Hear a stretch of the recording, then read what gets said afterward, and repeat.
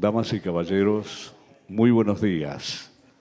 Les damos la más cordial de las bienvenidas al Salón de Grados de la Universidad Nacional de Córdoba, donde a partir de este momento damos inicio al acto en el cual se hará entrega del título de doctor honoris causa de esta universidad al doctor Walter Miñolo.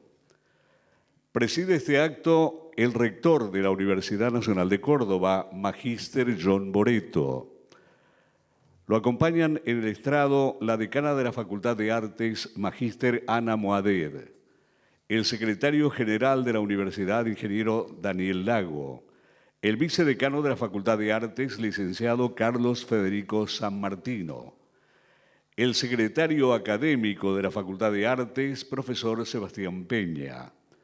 Se encuentran presentes el ex rector de esta universidad, doctor Francisco Tamarit, autoridades decanales, vicedecanos, integrantes del Honorable Consejo Superior, la ex vicerrectora de esta casa, doctora Silvia Barey, miembros del gabinete rectoral y demás autoridades de la Universidad Nacional de Córdoba, autoridades y miembros de universidades de la provincia de Córdoba, autoridades y miembros de la Facultad de Artes y del Centro de Producción Audiovisual, docentes, investigadores, estudiantes, no docentes e invitados especiales.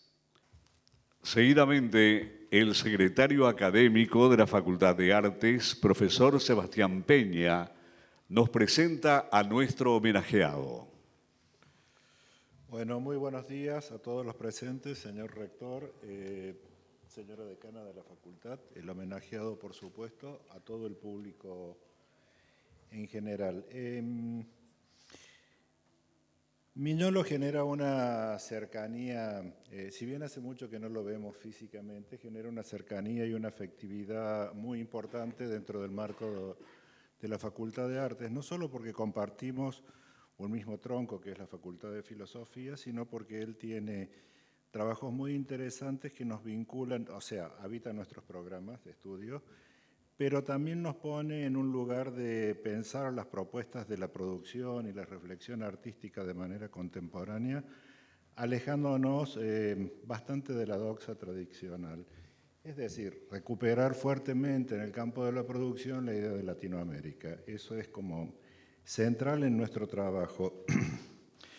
Voy a saltar rápidamente su currículum porque es vastísimo y está disponible por todas partes, pero rápidamente diré que es egresado de la Facultad de Filosofía y Humanidades a finales de la década del 70 y constituye una figura intelectual de indiscutible relevancia dentro de las teorías críticas contemporáneas. Su trayectoria académica en Argentina, Francia, Estados Unidos y México fue consolidando una producción que lo sitúa como referencia en el extenso campo de la crítica del colonialismo. Desde mediados de la década del 90, Walter Miñolo fue partícipe activo de los encuentros y discusiones del grupo de intelectuales nucleados en torno al llamado enfoque de la modernidad-colonialidad, o giro de colonial. Sus problematizaciones, categorías y métodos de trabajo contribuyeron a la consolidación del modo específico en que dicho enfoque tematiza la cuestión colonial en el contexto latinoamericano. Como parte de los diálogos, de los debates dados al interior de esta colectividad, sus intervenciones han significado inflexiones sustanciales para el replanteo de la problemática de la desigualdad y el poder en América Latina. Hay algunos aspectos relevantes para destacar en esta cuestión. Uno, la desarticulación del imaginario de la modernidad como un proyecto emancipatorio, es decir, como expresión de un momento de la historia de la humanidad que representa un estado de superación de la inmadurez política, económica y cultural. Contra esa idea, las problematizaciones que propone Miñolo han demostrado la relación co-constitutiva entre modernidad y colonialidad, que entre otros procesos supuso la construcción de un imaginario que instituyó a Europa como expresión acabada de la modernidad y a las regiones colonizadas como expresiones premodernas e incompletas. Perdón, porque es la primera vez que estoy leyendo con anteojos en público y es como incómodo no verlos. Dentro de este esquema, su propuesta ha ido en dirección de, por un lado, visibilizar el vínculo entre capitalismo, modernidad y colonialidad, y por otro lado, problematizar los discursos, dispositivos e instituciones que constituyeron a determinadas poblaciones como lo otro de la modernidad. Otro aspecto, Miñolo ha extendido y enriquecido conceptos que han reactualizado la discusión sobre el problema de la desigualdad en nuestro continente. Al introducir la cuestión de la modernidad-colonialidad como entrada analítica desde el cual pensar la estructuración social, la desigualdad es entendida no tanto como un proceso endógeno, sino como un resultado de una dinámica geopolítica. Desde esta geopolítica pueden entenderse procesos de estructuración de relaciones sociales que mediante la naturalización de un tipo de jerarquías explican a diferentes escalas territoriales la valoración diferencial de sociedades, poblaciones, grupos y sujetos. Esto ha permitido sostener un discurso crítico de la colonialidad más allá del periodo de vigencia de las instituciones coloniales, así como complejizar el debate en torno a cuestiones claves como integración o desarrollo, o integración y desarrollo. Otro aspecto en que ha contribuido ha sido la discusión de la discusión epistémica del patrón de poder moderno colonial, desde categorías tales como geopolítica del conocimiento, eurocentrismo, diferencia colonial, pensamiento fronterizo o paradigma otro, extendió y consolidó un rico campo de debates sobre los efectos del concepto de conocimiento científico. En este sentido, su trabajo ha significado dos aportes dignos de mencionar. Por un lado, el señalamiento de la violencia epistémica que suponen los discursos, instituciones e imaginarios que sostienen el conocimiento científico, como forma privilegiada de acceso a la realidad.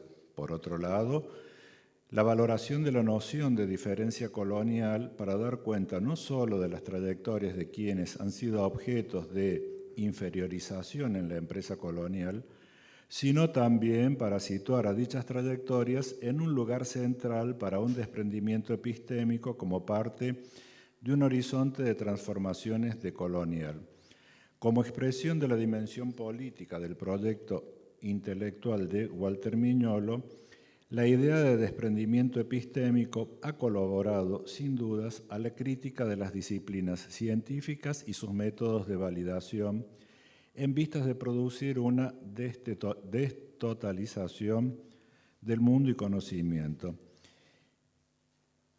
En esta misma línea están girando sus planteos en torno al arte y la estética, en que propone o trabaja fundamentalmente en la idea de construir la percepción del otro desde otro lado, es decir, desprogramar la mirada, esa mirada colonial construida, o esa mirada, colonial construida desde el Renacimiento a partir del ojo, es decir, la construcción de una nueva sensibilidad que en algún punto no es una nueva sensibilidad, sino que es precolonial, pero tampoco es un intento de recuperar el tiempo que se ha perdido, sino fundar, más que fundar la propuesta de colonial, como para ir terminando en esto y dejarle la palabra a él, que lo tiene más claro que yo. Creo que la propuesta de Miñolo es más, no es un artefacto académico en realidad, sino que es la invitación de un espacio al que se puede entrar, un espacio al que se puede transitar y en el que se pueden generar nuevas prácticas, nuevos modelos y nuevos sistemas de construcciones, de mirar al otro, abrazar al otro, encontrarnos con el otro en un contexto totalmente distinto. Antes de terminar, quiero agradecer a Sofía Soria, que ha tomado parte de sus palabras. Y Bueno, darle la palabra al doctor Miñolo, que va a trabajar, o su ponencia va a girar en torno a la cuestión de la semiosis decolonial, tecne, ars y aiestesis. Gracias.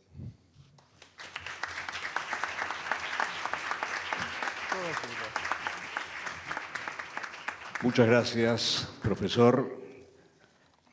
Y a continuación vamos a invitar al rector de la Universidad Nacional de Córdoba, Magíster John Boreto, a realizar la entrega del diploma que acredita al profesor PhD Walter Miñolo como doctor honoris causa de esta universidad.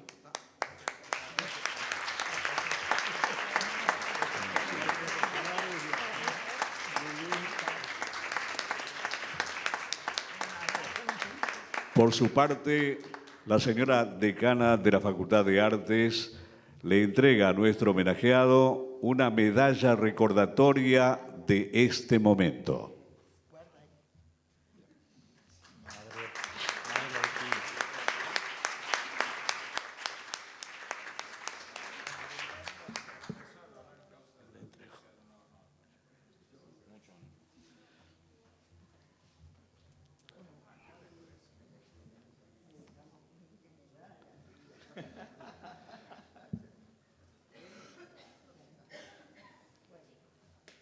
Bien, a continuación solicitamos a las autoridades que desciendan del estrado para escuchar la conferencia del doctor honoris causa de la Universidad Nacional de Córdoba, doctor Walter Miñolo, titulado Semiosis decolonial, tecne, ars, aiestesis.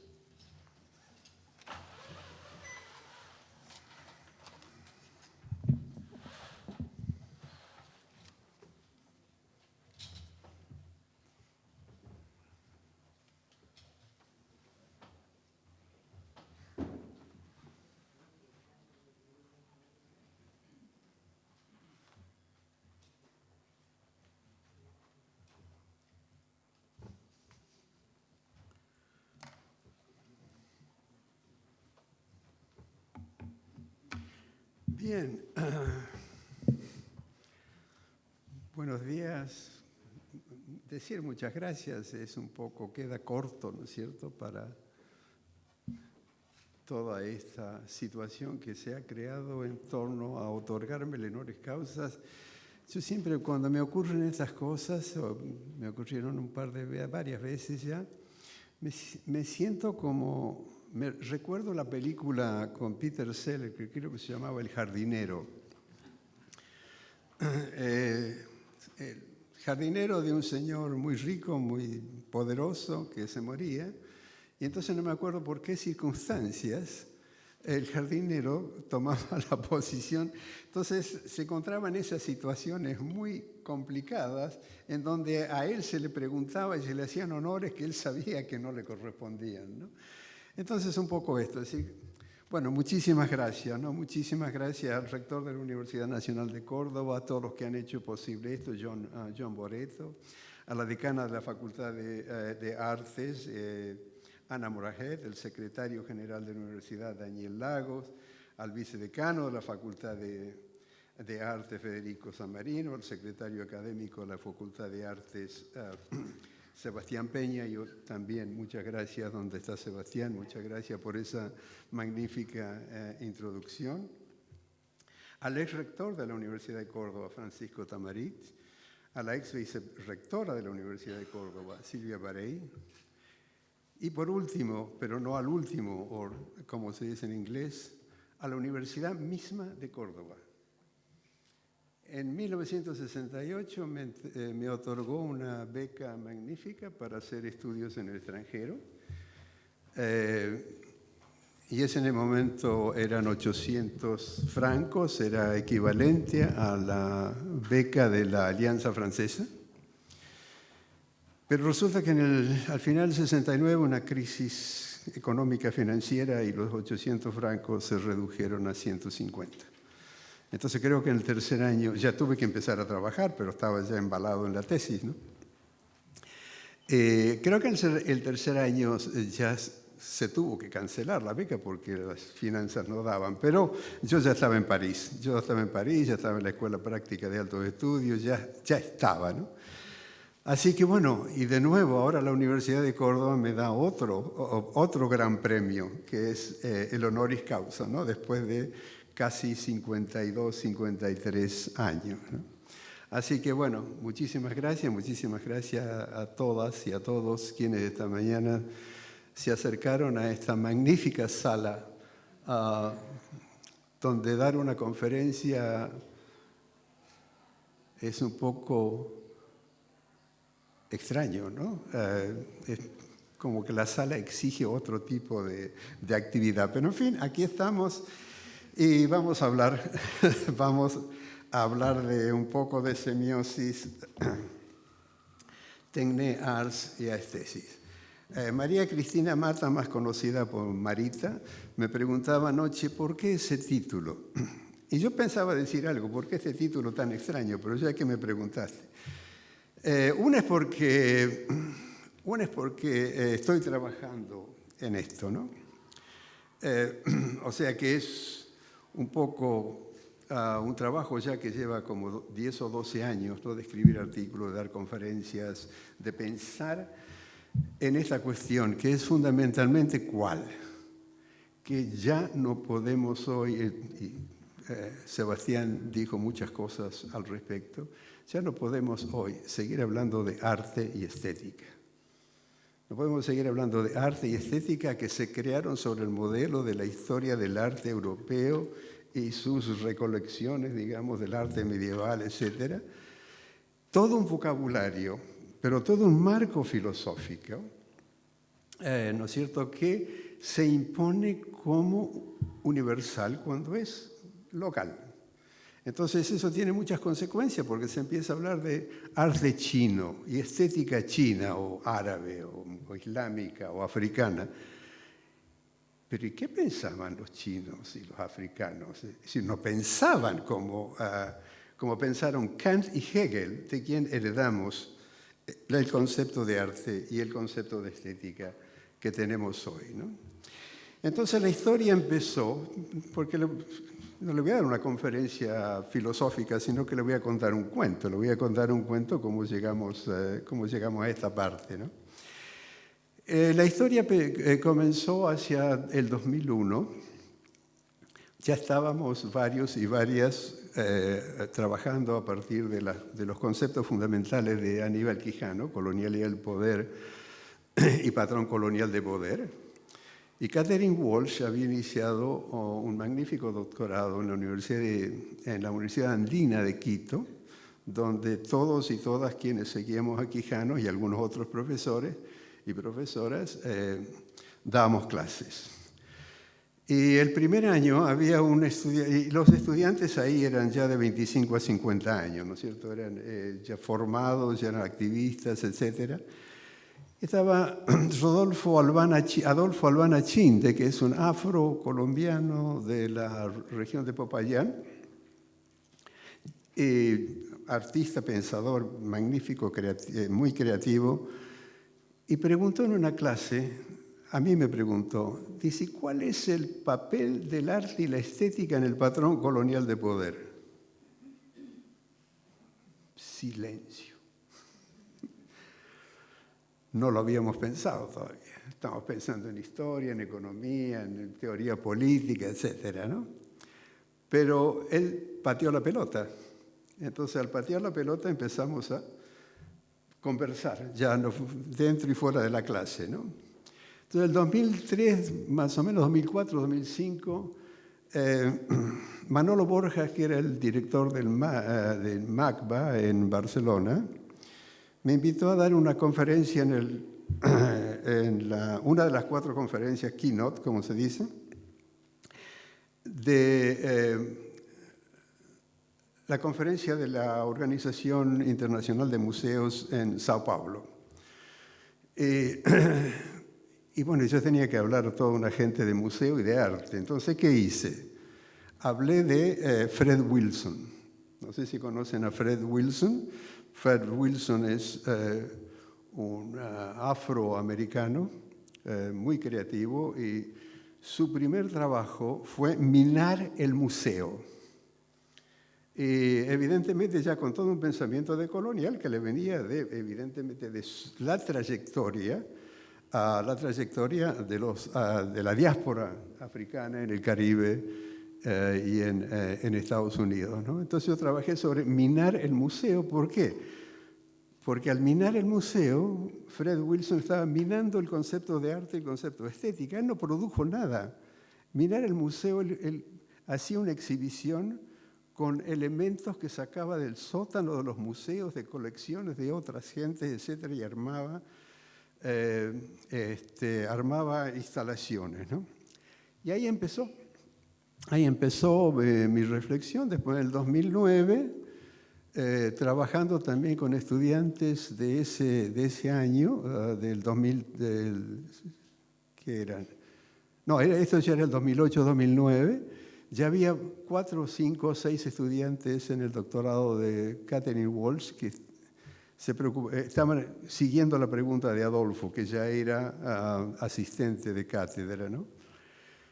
Y estaba Pedro Pablo Gómez, que ahora es director de un programa magnífico de estudios artísticos, investigaciones artísticas y estéticas o algo así, en la Universidad Distrital de Bogotá. Y con Pedro Pablo Gómez organizamos una exhibición en el 2009 en Bogotá, en 3 salas, que se llamó Estéticas decoloniales. Y empezamos a convocar artistas, hicimos talleres, etc., ¿no? Y el catálogo era en castellano, estaba traducido en inglés y en quichua. Entonces le preguntamos a un artista quichua que participaba, ¿cómo se dice colonialidad? ¿Cómo dirías colonialidad en quichua? Y el tío pensó y dijo, memoria robada. Y bueno, de eso precisamente se trata, es decir, arte y estética robó la memoria. Los conceptos de arte y estética robó la memoria, pero también el concepto de filosofía, etcétera, ¿no? Bien, ahí empezó todo el baile, como decimos, ¿no? Entonces, Tecné, Arts y Esthesis es un poco reconstituir conceptos que arte y estética destituyeron. Son conceptos occidentales. Si yo fuera chino,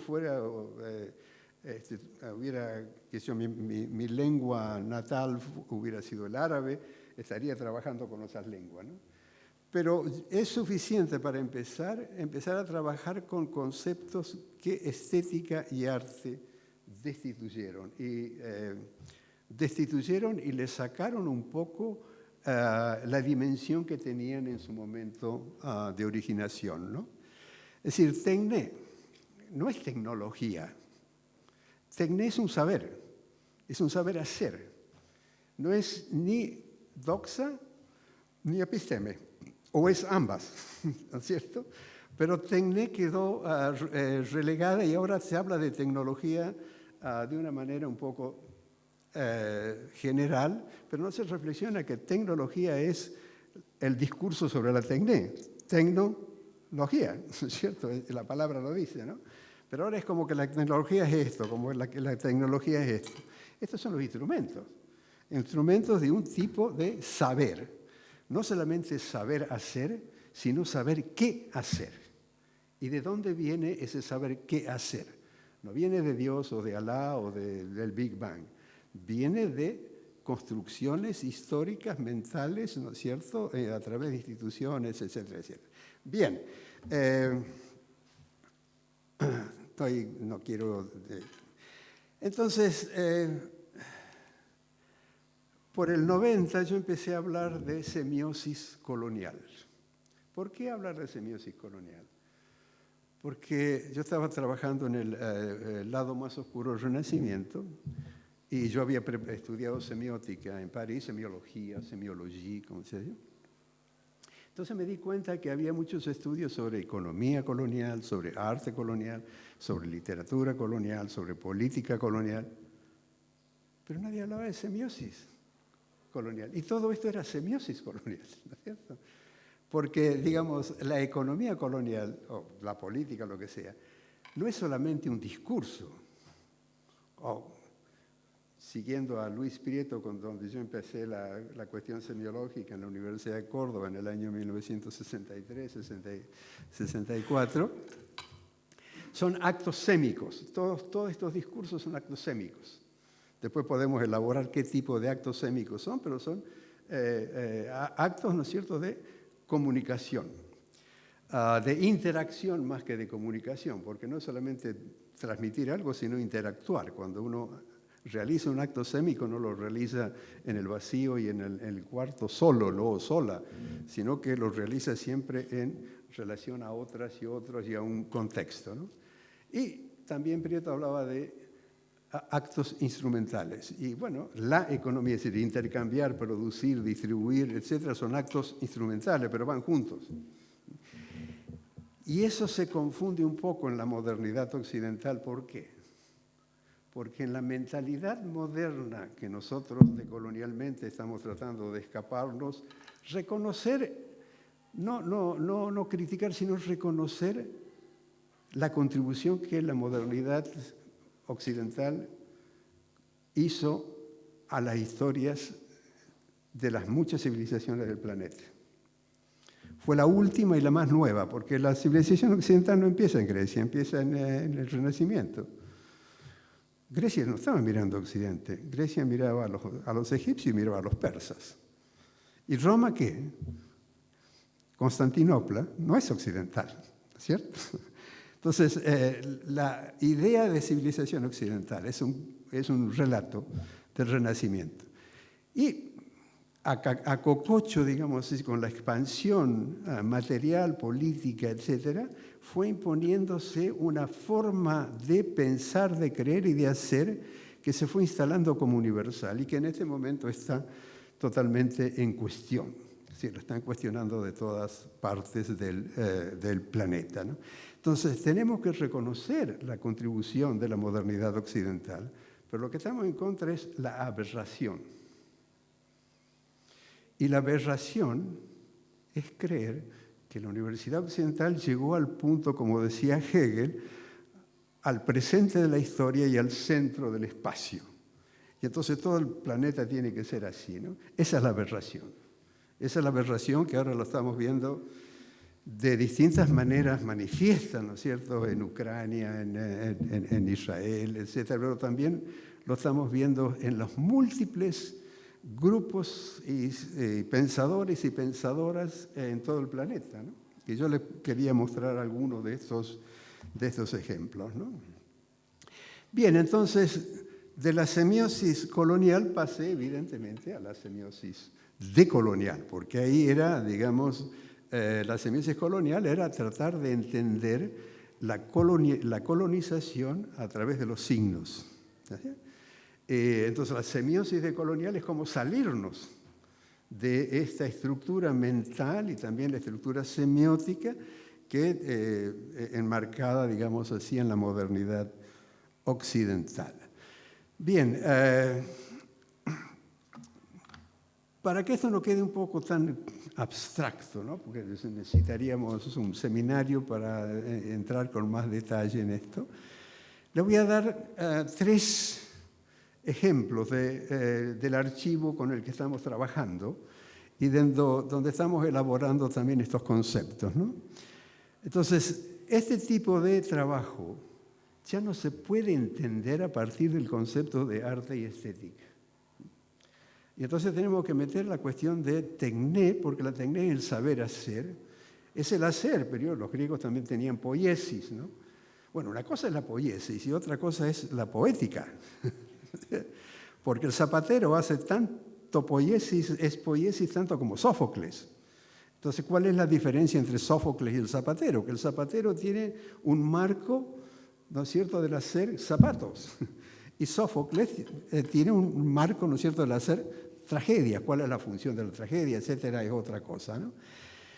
Entonces, lo que les quiero mostrar aquí son 4 o 5 minutos de Benvenuto Cavajay, un artisto mayo. Él dice artisto mayo porque no quiere ser artista, no quiere que lo vean como artista, Y dice Artisto Mayo porque sus padres y sus abuelos, maya quiché, no podían pronunciar la A. Entonces pronuncian la A, la pronuncian O. Entonces se dice un Artisto Mayo, ¿no? Y él dice, bueno, yo no hago arte, no quiero hacer arte, hago chunches. Y chunches es hacer cosas, ¿no? Bueno, pero claro, está en el marco. Entonces aquí ustedes reconocen a León Ferrari. Pero en vez de un Cristo, a él le puso las mazorcas de maíz. Entonces no podemos entender, ya hablar de arte y estética en esto ya no va. Entonces la estesis, ¿qué quiere decir la estesis? Aristóteles no habla de estesis en la poética. Dussel me dijo que la menciona una vez. Yo no lo griego, entonces la leí en traducciones, no encontré la palabra estesis, pero Dussel me dijo, no, la menciono una vez. Bueno, la menciono una vez, pero no es un concepto clave. Los conceptos claves son poiesis, catarsis y mimesis. O, si ustedes quieren, poiesis, mimesis y catarsis. No había psicoanalistas en aquella Grecia, entonces la tragedia era una forma de catarsis, ¿no es cierto? Entonces ya no podemos usar estos conceptos. Entonces, ¿estesis qué es? Aristóteles usa estesis, y eso sí se encuentra en las traducciones, en su tratadito de ánima, del alma. Entonces, ¿qué es la estesis? Es el sentir, es el sentimiento, ¿no? Y eso no se puede limitar al arte, ni se puede pensar que la estesis de Benvenuto Cavajay es semejante, no sé, a la de Paul Klee o a la de cualquier, digamos, artista europeo. Es decir, son otras maneras de sentir. El cuerpo tiene otra pasta, digamos así. Y entonces el cuerpo es el que dicta a la razón. Pero claro, después de Descartes nos acostumbramos a que el cuerpo es secundario, ¿no? Bien, entonces escuchémoslo a Benvenuto Cavajay, que dice estas cosas, porque ya este discurso se ha ido transmitiendo a los artistas, digamos, a los hacedores, digamos. Yo voy a hablar como Borges, no los artistas, sino los hacedores.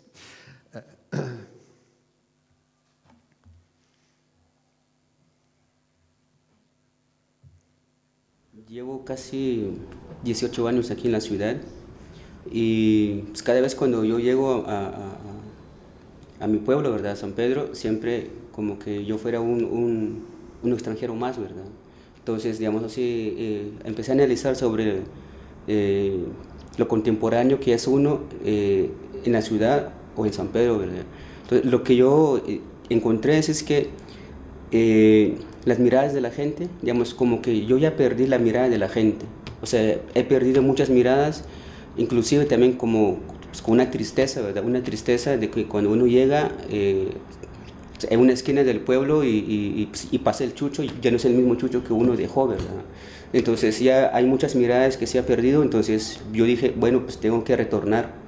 Pero para el retorno no es que sea, digamos así, físicamente, ¿verdad? Sino que se puede hacer a nivel conceptual, y en mi caso lo estoy trabajando ya a nivel de la estética del arte, ¿verdad? Yo siempre hablo también de pueblo, hablo de la tierra, porque me doy cuenta que pues, la práctica indígena, cuando uno nace, siempre corta el ombligo, ¿verdad? El ombligo, como lo llamamos nosotros, el mushush, ¿ya? Lo entierra.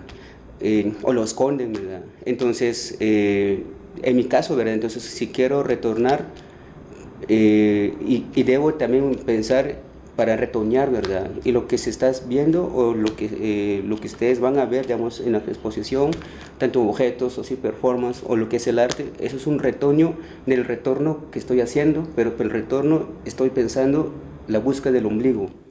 A veces sí tenemos así la cara agachada, ¿verdad? Ya. No es que sea por vencido ni por miedo, ¿verdad? Sino que estamos hablando con la tierra. Pues la tierra, esa es parte donde está nuestro legado cultural, nuestro legado de muchas formas, ¿verdad?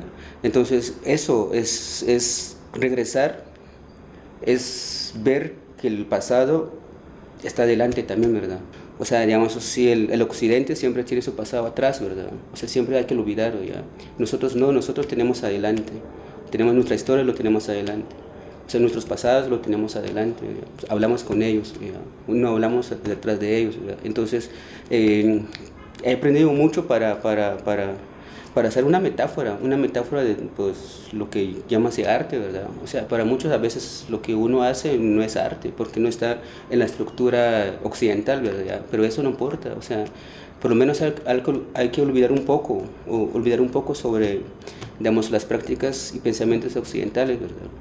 Sí, uno ha aprendido mucho porque estamos reconociendo que solo nos vinieron a cubrir, solo estamos quitando esa manta de lo que nos vinieron a cubrir, estamos quitando el polvo, en mi caso lo estoy quitando a través de la estética del arte.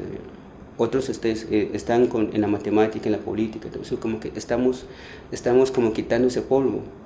Inclusive también así como que metafóricamente solo nos vinieron a anestesiar, ¿verdad?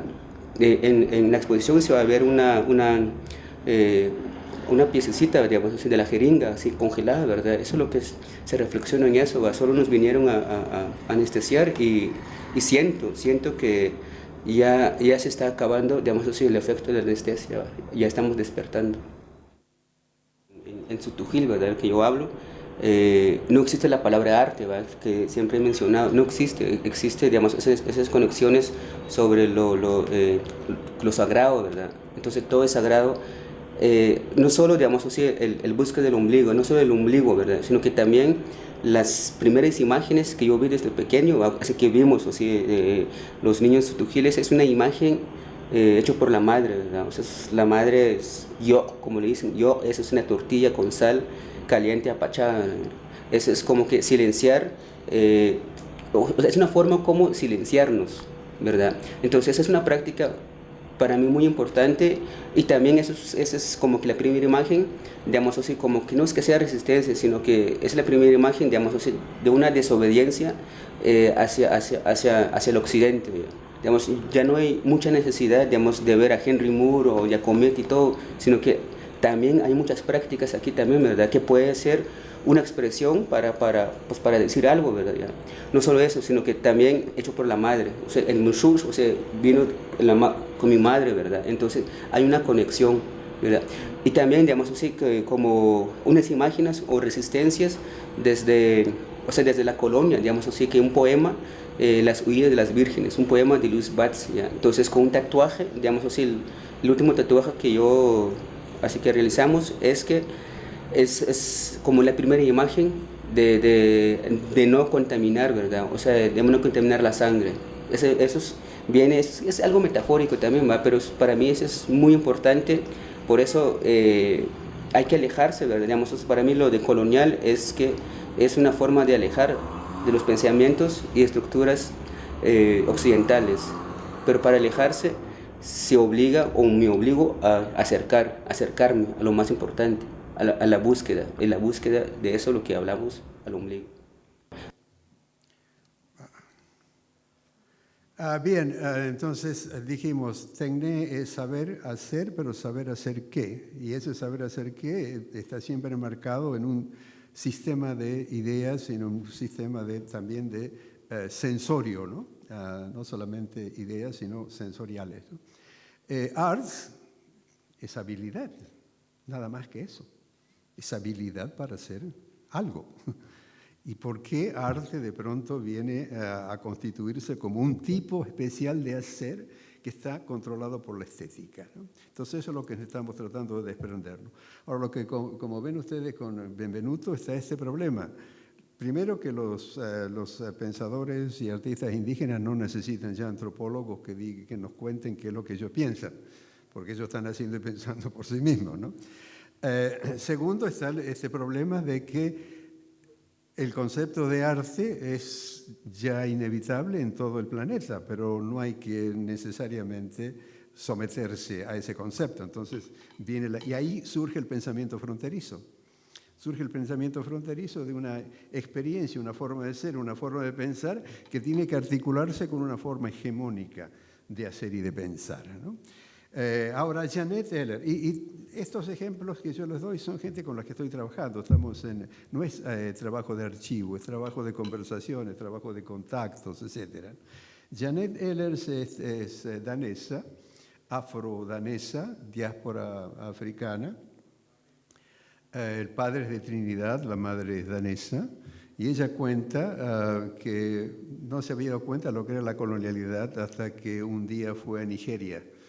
Y se dijo, ¿y por qué diablos? Tenía, qué sé yo, 24 o 25 años. ¿Por qué diablos a mí en Dinamarca me ocultaron siempre que Dinamarca tenía un rol fundamental en la trata de esclavos y en la trata de esclavas, ¿no? Entonces toda su estesis empieza a articularse en un hacer que vamos a ver ahora en esto, ¿no? Pégale con ganas. No les voy a comentar, les voy a mostrar. La primera parte es oscura, ¿no?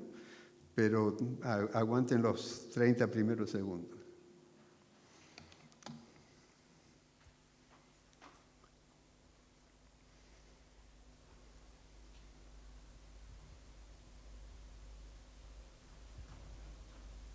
Ahí se empieza a ver. Esto está hecho en un depósito en Dinamarca donde un señor muy rico había hecho réplicas de estatuas griegas y era en una especie de galpón, digamos así, que era un galpón donde se guardaban los productos. Es el látigo, ¿no? Esa es ella.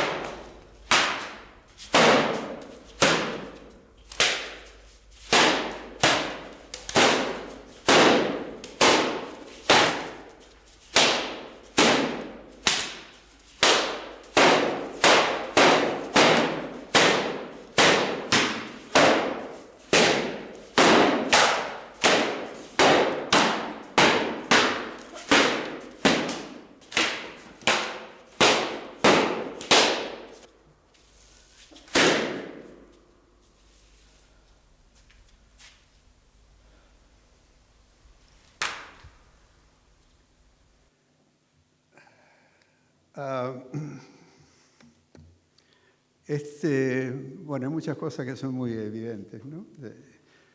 Pero no tiene pinceles, no tiene pinturas, pero hace un cuadro, ¿no? Lo hace también en performances públicas. Y ahí cuando tira el látigo, en vez de tirar el látigo, está toda la gente sentada en el suelo, le ofrece el látigo. Y entonces hay toda una tensión enorme, ¿no? De pronto uno se levanta y empieza, ¿no? Lo hizo en un centro de Londres, que no me acuerdo el nombre, pero Autograph, que es un centro que creó Stuart Hall, y está dirigido por Afro. Lo hizo ahí, lo hizo 7 veces y después hizo un exhibit. Exhibió los cuadros, ¿no es cierto?, hechos por la gente, ¿no?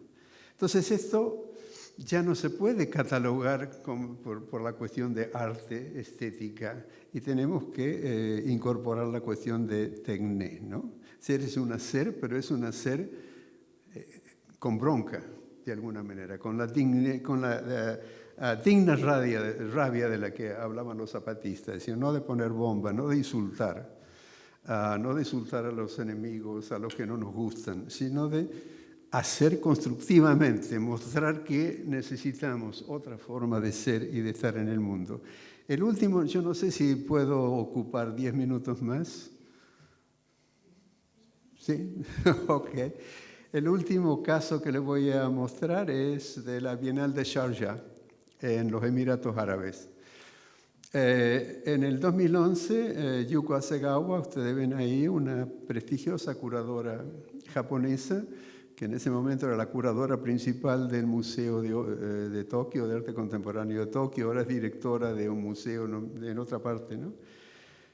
Y lo notable de Yuko, siendo japonesa, que inició en esta Bienal, la Bienal 11, todo un vocabulario, es decir, de salirnos del westernismo, como decía, del occidentalismo, del eurocentrismo, de todo este tipo de cosas, ¿no?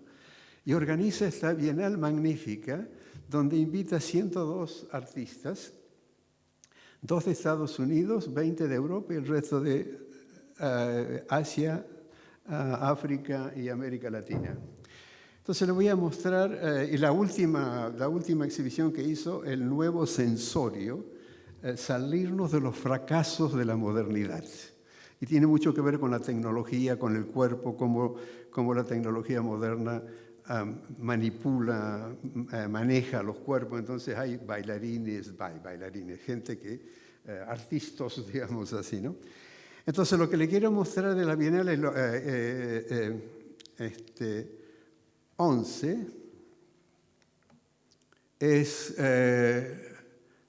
la composición musical que hizo Wael Sauki, egipcio, ahí se me salió en inglés, egipcio. Y es muy notable porque la Sharjah Bienal invita a un artista, a un hacedor, digamos así, el año anterior para que observe en relación a la próxima, ¿no?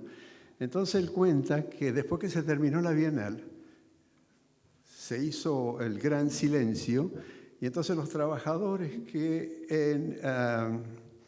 en Qatar y en Doha, los trabajadores de India mayormente, ¿no es cierto?, empiezan a embalar cosas para mandarla, ¿no?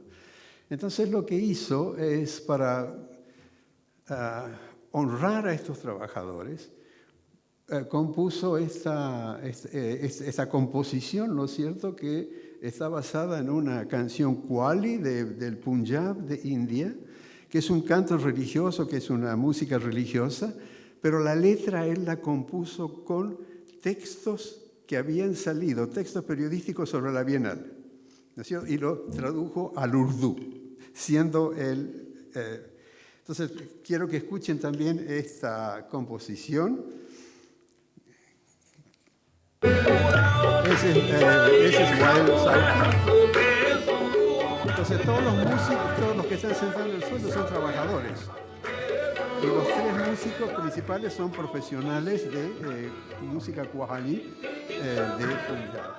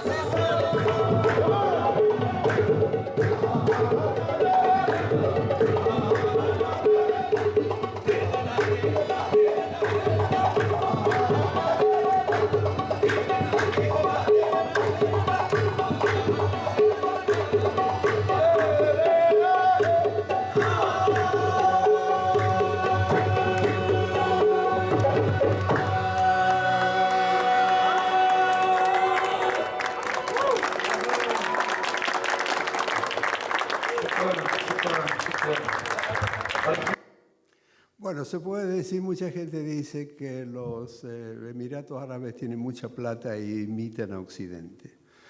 No, no imitan a Occidente.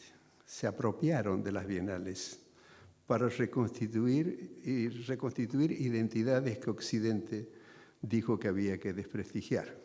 Entonces, esta es la Yuko Hasegawa, digamos, Hor Al-Qasimi, que es la directora de la Fundación Sharjah, que es la emiret, la hija del emir de Sharjah, están haciendo todo este tipo de tareas para precisamente reconstituir, usando usando, ¿no es cierto?, lo que Occidente creó, así como los chinos usan el capitalismo. Es decir, los chinos no están imitando a Occidente, no quieren ser Occidente, pero se apropiaron del capitalismo. Bien, entonces, para cerrar, yo creo que espero que la semiosis decolonial sea también una semiosis desoccidental en el sentido de Sharjah, porque, digamos, el sentido de Sharjah no son, digamos, son actividades, haceres institucionales, con mucho dinero y instituciones. Entonces llamamos a esto semiosis desoccidental, para diferenciar de la semiosis decolonial, que es la sociedad política en la esfera pública, que no dispone de dinero, sino que dispone simplemente de inteligencia y una especie de gran esfuerzo de transformar, ¿no? Entonces ya dijimos lo que era Tecné, Ars y Aesthesis. Entonces termino diciendo que la semiosis colonial produce heridas coloniales y heridas imperiales. Heridas coloniales es rebajar al próximo por raza, por sexo, o por preferencia sexual, o por nacionalidad, o por lengua, etc. Y eso fue muy efectivo, porque la gente empezó a sentirse inferiores, ¿no? Se creyó el cuento. Pero también las heridas imperiales, y es lo que estamos viendo en este momento. Pensemos lo que pensemos, pero seamos, digamos, descriptivos. Es decir, Rusia, China, Irán, son heridas imperiales. Son, digamos, los rusos, son los eslavos, tienen religión ortodoxa, los chinos son amarillos, no tienen nada que ver con Occidente. Irán tampoco tiene nada que ver con Occidente, viene de los persas, etc., ¿no? Pero esta modernidad occidental ha creado también heridas coloniales a la gente y también heridas imperiales a la gente que está en los estados, que está en las instituciones, ¿no? Y entonces el trabajo que se está haciendo es de sanación descolonial y de sanación desoccidental. Y hacemos una diferencia entre sanación y trauma en el psicoanálisis. Porque el psicoanalista, y no es una crítica, es decir, trata de integrar a las personas que Occidente desequilibró, integrarlas a la sociedad. En cambio, las sanaciones decoloniales es precisamente reafirmar unas creencias que Occidente intentó deshabilitar, y eso no se puede hacer individualmente. Ya no el individuo de la sociedad occidental, sino hay el sentido de lo comunal, de la reconstitución de lo comunal. Es una tarea, digamos así, de sanación de las heridas coloniales. Y bueno, las heridas imperiales es otra cuestión geopolítica que va muy lejos, ¿no? Bueno, perdón que me excedí un poco, pero quería mostrarles también algo del archivo con el cual estamos trabajando, elaborando estos conceptos, ¿no? Y trabajando con ellas y ellos, ¿no? Muchísimas gracias.